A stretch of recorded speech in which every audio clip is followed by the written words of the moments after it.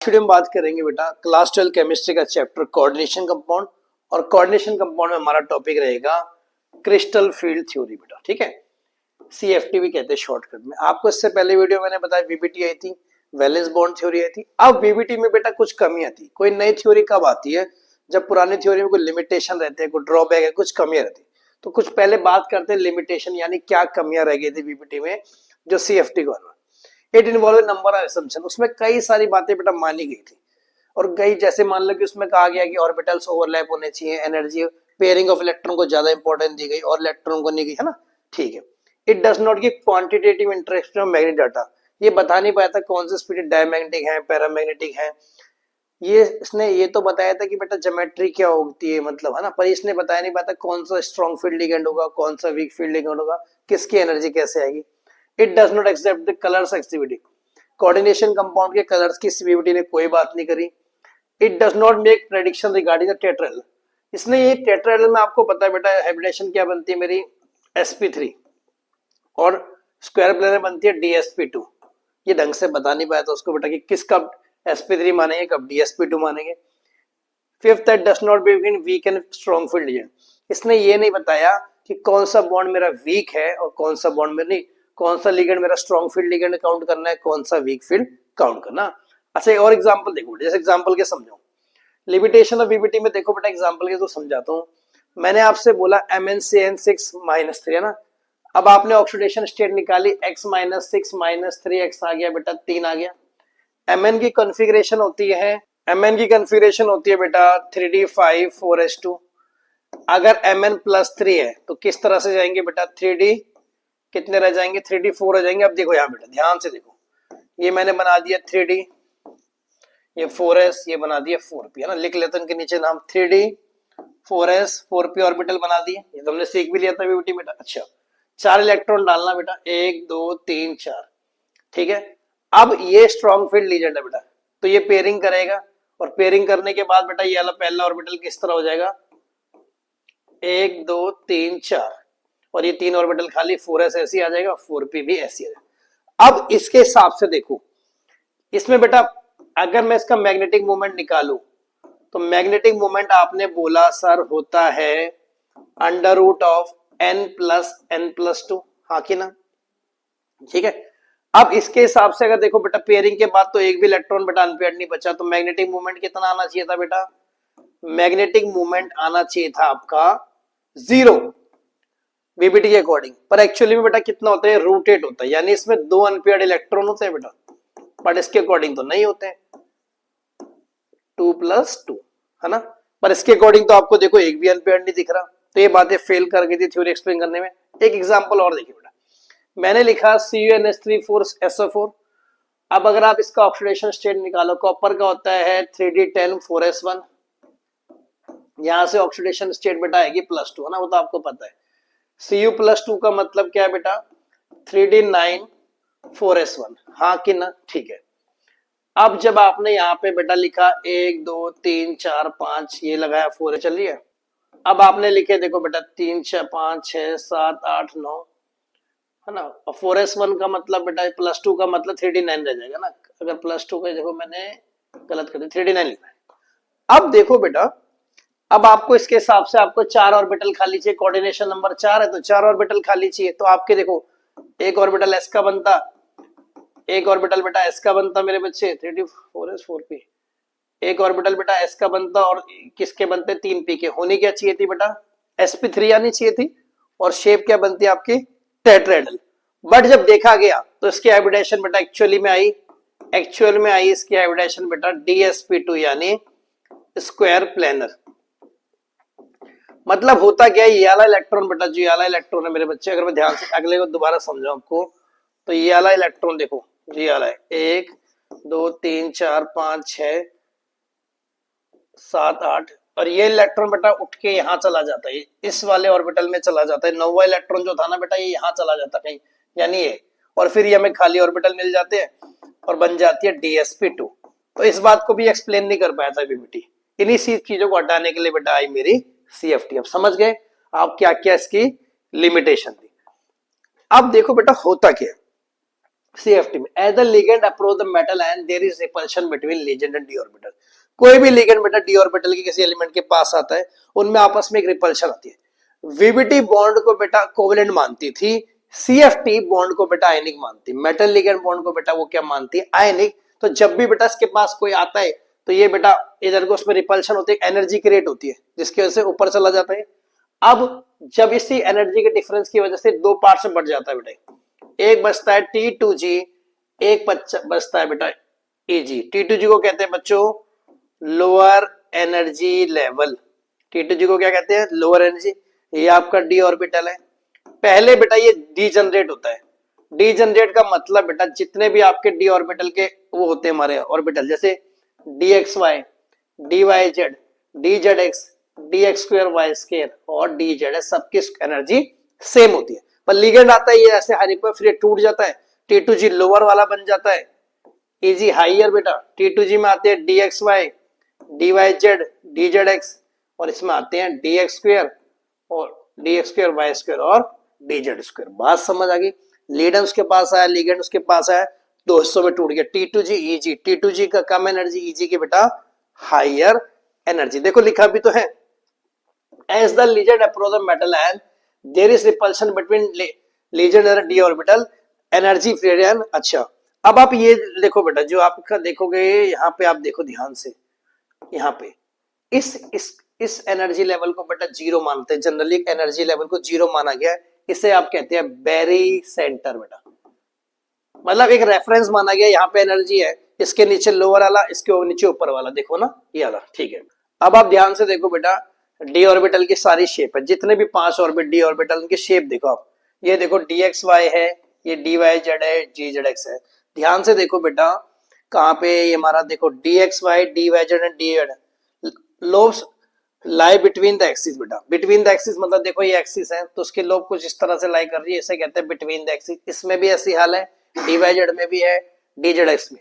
But अगर आप ध्यान से देखो DX2Y2 और DZ2 को, यानी ये वाले को और ये वाले को, इनकी लोब्स क्या है बेटा, along the axis. Along the axis का मतलब देखो ना, ऐसे एक्सिस पे लाई कर रही है, ठीक है ना, जिसकी वजह से बेटा, जिसकी वजह से इनमें ज्यादा रिपल्शन होती है लिगेंड इसमें, जिसकी वजह से बेटा इनकी एनर्जी हाई होती है, जिसकी वजह से T2G बनते हैं। जबकि नीचे वालों में बेटा ये देखो अलोंग द एक्सिस है, जिसकी वजह से क्या होता है बेटा जबकि नीचे वालों में देखो लोब्स बेटा बिटवीन द एक्सिस है, जिसकी वजह से एनर्जी या रिपल्शन कम होती है। एनर्जी और रिपल्शन बेटा कम होती है, इसकी वजह से ये T2G ऑर्बिटल में रहते हैं बेटा। ये मैंने आपको पहले ही बता दी, देखो repulsion between ligand and D R greater than the repulsion between the ligand, मतलब DX2Y2 DZ2 की बेटा एनर्जी रिपल्शन ज्यादा होती है, इसलिए ज्यादा एनर्जी होती है, इसलिए ऊपर होते हैं। और बेटा नीचे वाले जो है DX, इनकी एनर्जी कम होती है, इसलिए ऊपर वाले को बेटा T2G का आ गया, मैं आपको बार बार बता दिया, नीचे वाले को आ गया Eg, है ना। आगे देखो बेटा, the difference of energy between two set of D orbital. कौन से सेट की बात कर रहा है बेटा, T2G वालों की और Eg वालों की। T2G में बेटा 3 ऑर्बिटल्स आ रहे हैं, Eg वालों में हाई आ रहे हैं। इन दोनों के बीच का बेटा एनर्जी जो डिफरेंस होता है बेटा, उससे आप कहते हो CFSE बेटा, क्रिस्टल फील्ड स्प्लिटिंग एनर्जी, या फिर आप बोलोगे क्रिस्टल फील्ड स्प्लिटिंग एनर्जी, इसे आप कहते हो CFSE। ध्यान से सुनना बेटा, T2G और Eg जो ऑर्बिटल्स हमारे, जिनके बीच का डिफरेंस क्या कहलाएगा, CFSE। अब यहाँ देखो, अब ये देखो बेटा, मैंने डायग्राम में आपको एक्सप्लेन कर रखा है किस तरह से। देखो ये जो हिस्सा है बेटा हमारा, क्या नाम है, ये जो हिस्सा है हमारा बीच में, ये मैंने आपको पहले ही बता दिया, इसे क्या कहोगे आप, बेरी सेंटर। नीचे वाले 3 ऑर्बिटल्स बेटा ये क्या कहलाएंगे, T2G यानी लोअर। ऊपर वाले 2 ऑर्बिटल्स बेटा कहलाएंगे Eg और हाइयर एनर्जी, इसमें आएंगे DX2Y2। अच्छा, अब जो एवरेज एनर्जी लेवल है, अगर आप उससे बेटा ऊपर जाते हैं तो कितनी एनर्जी देनी पड़ती है, 0.6 डेल्टा नॉट। ऐसे डेल्टा नॉट बेटा, ओ मतलब बेटा है, और नॉट नहीं, ऑक्टाहेड्रल बोलते हैं इसको, है ना। ज्योमेट्री 3 तरह से बनेगी बेटा, यहाँ पे ऑक्टाहेड्रल भी है, स्क्वायर प्लेनर भी है बेटा, टेट्राहेड्रल भी। हम खाली ऑक्टाहेड्रल ना, ऊपर गए तो 0.6। अच्छा 0.6 को आप ऐसे भी तो लिखते हो 3/5, तो भी ये नीचे आने के लिए बेटा, अगर आपको देखो नीचे आना है तो एनर्जी कम होगी, वो कितनी बनती है, -0.4 और या फिर डेल्टा नॉट या फिर 2/5 डेल्टा। बात समझ आ गई बेटा। अब इसी डेल्टा नॉट की वैल्यू बेटा आपकी डिसाइड करती है कि आपका लिगेंड किस तरह का होगा। जिन लिगेंड की बेटा स्ट्रॉन्ग फील्ड होंगे, स्प्लिटिंग लार्ज होगी, उनकी बेटा डेल्टा नॉट वैल्यू ज्यादा होगी। जिनकी बेटा वीक होगी उनकी बेटा स्प्लिटिंग कम होगी, उनके डेल्टा नॉट वैल्यू कम होगी। अब ध्यान से देखो बेटा, arrangement of ligand in order of their CFSC value is known as spectrochemical series. यही तो हम बात कर रहे थे। वीबीटी नहीं बता पाई कौन सा लिगेंड स्ट्रॉन्ग फील्ड लिगेंड है या फिर weak field ligand, but CFSC ने कहा कि अगर हम सबकी क्रिस्टल फील्ड स्प्लिटिंग एनर्जी के ऑर्डर पे लगाएं तो बेटा जिनकी वैल्यू कम आएगी, देखो स्मॉल वैल्यू डेल्टा नॉट आएगी, वो वीक फील्ड लिगेंड है। एग्जांपल देखो, आई नेगेटिव डेल्टा नॉट कम होती है, Br negative, S die negative, sulphate, ये अलग देखो। बट जिनकी ज्यादा होती है बेटा, आप देखो NO2, CN, CO, EN सबकी बेटा देखो स्ट्रॉन्ग फील्ड लिगेंड आ रहे नहीं आ रहे। इसी लिगेंड के बेटा अरेंजमेंट को क्या कहते हैं, स्पेक्ट्रोकेमिकल सीरीज। बात समझ आ गई ना बेटा। क्या कहा मैंने कहा कि जिस लिगेंड की बेटा स्मॉल वैल्यू ऑफ CFSC होगी वो वीक फील्ड लिगेंड होगा, जिस लिगेंड की लार्ज वैल्यू ऑफ CFSC होगी बेटा वो क्या कहलाएगा, स्ट्रॉन्ग फील्ड लिगेंड। अब ये भी मैंने आपसे कहा इसी सीरीज के अरेंजमेंट को क्या कहते हैं, स्पेक्ट्रोकेमिकल सीरीज। अब हम देखेंगे बेटा अलग अलग कॉन्फ़िगरेशन के लिए अलग अलग CFSC वैल्यू। पहला अगर D1 कॉन्फ़िगरेशन है, मतलब D1 कॉन्फ़िगरेशन का मतलब ये है बेटा कि जैसे मान लो हमारे पास ये ऑर्बिटल है ना, नीचे वाला T2G हो गया। अब एक ही इलेक्ट्रॉन, आप बताओ एक इलेक्ट्रॉन कहां जाएगा, नीचे वाले पे जाएगा बेटा, यहां तक ठीक है। जब आप नीचे जाते हो मैंने आपको बताया कि कितनी एनर्जी लगती है, -0.4 डेल्टा नॉट, हाँ कि ना। अब क्योंकि एक ही इलेक्ट्रॉन है तो एक से मल्टीप्लाई कर दो तो कितना आएगा, -0.4 डेल्टा नॉट। यहां तक समझ आ गई बेटा जी। अगर आपके पास डी में 2 इलेक्ट्रॉन है तो डी में अगर 2 इलेक्ट्रॉन, अगेन बेटा वही बात कि 2 इलेक्ट्रॉन सीधा T2G में जाएंगे, लोअर वाले में, EG में तो जा नहीं पाएंगे, सबसे पहले लोअर वाला बढ़ता है फिर हायर। तो आपने कहा फिर यहाँ पे भी -0.4 इंटू 2 कर देंगे बेटा तो -0.8 डेल्टा नॉट। अच्छा D3 में बात करो बेटा, D3 में आपने कहा कि 3 आ जाएंगे नीचे और ऊपर वाला सेम हर बारी की तरह खाली रहेगा, तो -0.4 delta not into 3 -1.2 delta not. यहां तक समझ आ गया बेटा। D1, D2 और D3 कनेक्शन OTG का रखना ऑन। अब अगर बेटा मेटल आयन की कॉन्फ़िगरेशन D4 आ गई, देखो दो तरह से मैं आपको समझाऊंगा। एक मैं बारी समझाऊंगा कि स्ट्रॉन्ग फील्ड लिगेंड में क्या होगा, एक बारी वीक फील्ड लिगेंड में क्या होगा। आपका सवाल होगा D1, D2, D3 में क्यों स्ट्रॉन्ग फील्ड और वीक फील्ड लिखा। देखो बेटा ध्यान से आप समझो, D1, D2, D3 बेटा अगर स्ट्रॉन्ग फील्ड लिगेंड होगा तब भी यहीं पे आएगा, एक इलेक्ट्रॉन तो पहले ही आना है ना। अगर इसमें भी स्ट्रॉन्ग होता तब भी आता, वीक होता तब भी यहीं आता, तो फर्क नहीं पड़ता। पर D4 से आपका फर्क पड़ना शुरू हो जाएगा। देखो कैसे, 4 इलेक्ट्रॉन है बेटा मेरे पास D4 में ना, तो 1, 2, 3 और चौथा कहां आता बेटा, ऊपर आता कि नहीं आता, अगर नॉर्मली बात करूं मैं, ठीक है। बट आपने बोला नहीं एक काम करो बेटा, इसको चलो ऐसे नहीं, ऐसे समझ रहे, चौथा इलेक्ट्रॉन बेटा ऊपर आ गया। स्ट्रॉन्ग फील्ड लिगेंड बेटा क्या करता है आप बताओ, स्ट्रॉन्ग फील्ड लिगेंड बेटा आपने कहा पेयरिंग करता, तो ये वाला इलेक्ट्रॉन जो बेटा यहाँ पे था ये कहां पे आ जाएगा मेरे बच्चे, यहाँ पे। बात समझ आ गई नहीं आ गई। और स्ट्रॉन्ग फील्ड लिगेंड जब जब होगा बेटा उससे कहेंगे लो स्पिन स्टेट, ये आपको याद रखना है। तो अगर आप मैं यहां देखोगे तो -0.4, क्योंकि सारे के सारे नीचे है बेटा, अगर यहां देखो लिखना पड़े मुझे, -0.4 लिख दिया, कितने इलेक्ट्रॉन नीचे, 4, तो ये आ गया -1.6 डेल्टा नॉट।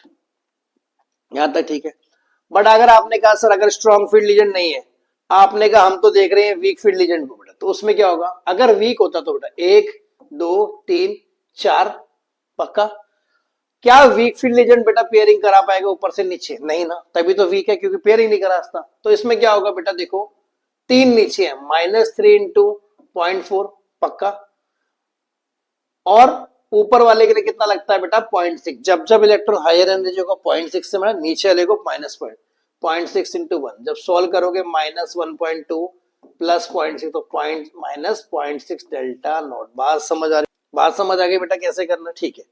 अगर आप D5 की बात करो तो D5 में क्या होगा बेटा, 1, 2, 3, 4, 5, नॉर्मली ऐसा होना चाहिए था। स्ट्रॉन्ग फील्ड लिगेंड बेटा पेयरिंग करा देगा, तो जो ऊपर वाले हैं, ऊपर वाले दोनों बेटा कहां आ जाएंगे, यहां पे आ जाएंगे। अब पांचों के पांचों बेटा नीचे हैं, तो क्या करोगे आप, -0.4 इंटू 5 बेटा, तो कितना आएगा, -2.0 डेल्टा नॉट। यहां तक समझ आ गया। पर अगर again same weak field ligand होता है 1, 2, 3, 4, 5, पहले बेटा सब में सिंगल सिंगल सिंगल भरते ओरिजिनल कन्फ्यूज है ना। अब देखो 3 नीचे है, तो देखो -4 × 3 प्लस 2 ऊपर है बेटा, ऊपर वालों को किससे करेंगे 0.6 -1.2, -1.2 नहीं आएगा बेटा, हाँ अच्छा 0.4, -1/2 प्लस 1.2 बेटा कितना आएगा, CFSC वैल्यू बेटा आपकी आ जाएगी 0। बात समझ, 0 भी आ सकती है, ठीक है। D6 में चलो आप 1 2 3 4 5 6 बेटा, ठीक है। अगेन आपने बोला स्ट्रॉन्ग फील्ड लीजेंड है बेटा, तो जो ऊपर वाले हैं ये वाला और ये वाला दोनों के दोनों कहाँ आ जाएंगे, और ऊपर वाला हो जाएगा खाली, मतलब ऊपर वाला डब्बा ऐसे बन जाएगा नीचे वाले में ऐसे। तो अब देखो कितने 6, तो -0.4 × 6 बेटा कितना आ गया, -2.4 delta naught in case of strong field ligand. Weak की बात देखो 1 2 3 4 5 6, क्या वीक फील्ड लीजेंड पेयरिंग का रास्ता नहीं ना, तो ऐसे का ऐसे रहेगा, वीक में ऐसे का ऐसे रहता, जैसे आपने भर दिए वैसे।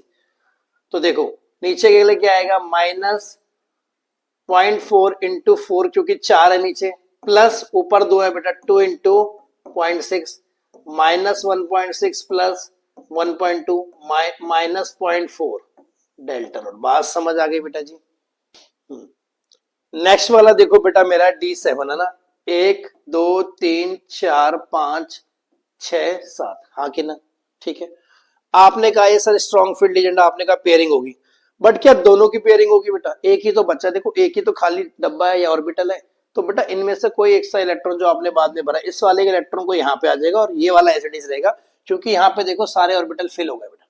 तो आपने कहा 6 नीचे आ रहे हैं, तो -0.4 × 6 बेटा, क्योंकि एक की -0.4 6 प्लस 0.6 × 1, तो आ गया -2.4 प्लस 0.6 बेटा कितना आया, -1.8। इस वाले में देखो बेटा 1 2 3 4 5 छठा सातवां वीक फील्ड है बेटा, फर्क पड़ेगा नहीं। नीचे कितने बेटा 5 × -0.4 डेल्टा नॉट प्लस 2 × 2 बेटा डेल्टा नॉट है ना, लिख दो 2 × ऊपर के लिए 0.6, ये आ गया -2.0 delta not plus 1.2 delta not, तो बेटा आ गया -2 प्लस ये आ गया बेटा -0.8 डेल्टा नॉट। बात समझ आ गई बेटा, कैसे D4 में करना है, कैसे D5 में करना है, D6 है ना। आगे चलते हैं, नेक्स्ट देखो बेटा D8 में ना। अब D8 में देखो ध्यान से, मैंने बेटा कोई भी टेबल नहीं बना रखा, ना स्ट्रॉन्ग फील्ड लीजेंड का ना वीक का। क्यों ऐसा करा मैंने, ध्यान से देखो 1 2 3 4 5 6 7 8 बेटा, ठीक है।